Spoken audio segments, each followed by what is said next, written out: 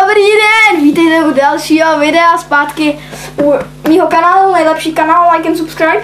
A dneska si budeme tady ochutnávat tady Ken's, jo? Ken's, nejlepší drink. OK, myslím si, jako ukazuje to tady, že to není sweet, takže moc tomu nevěřím, ale no tak to zkusíme. Ferdo, nový člen je tady. Ahoj čuchčuchové! Dobrý den, zdravím vás u nového videa, čuchčuchové! Já jsem nový člen! Yes, bro! Wow. Říkejte mu Ferdos. Ferdus. A mám tady ten Ken's, jak už jsem vám ukázal na intro. Mango? Cháme, aby to bylo schválně jako vtipný, víš co? A tak jo, teď ten Ken's tady.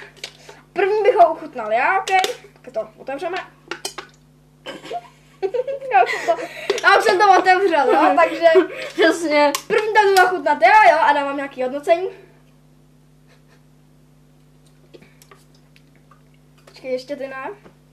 Takže já vám řeknu, není to sladký, je to docela hnusný, nebo ne, není to hnusný, abych měl nějakou spolupráci, jo, nějakou spolupráci. Já už jsme spolupráci, je to 10 z 10 drink, přestože jsem to ještě nepochopil, ale Ne, to tam nedáme, jo.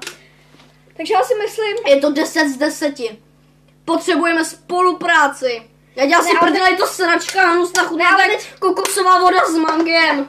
tak jo, A dej mi to, já to chci dopít. kamo, já si myslím, že to je takový, 5 z 5.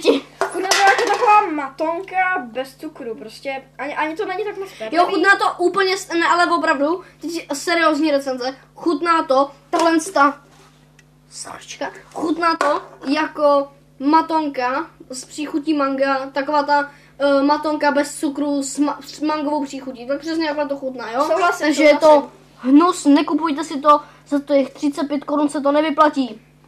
Jako, hele, Nekupujte si to, ne, jako, a teď nějaký takový, jakže plusy, jo.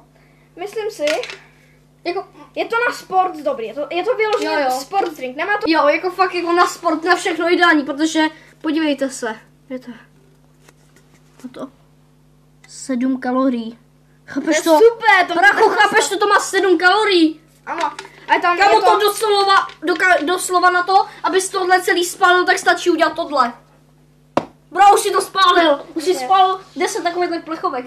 No Bro. takže kapka ovoce, a je tam kapka ovoce, což Přesně. je docela sere, protože tam není moc toho, ale alpská voda je good.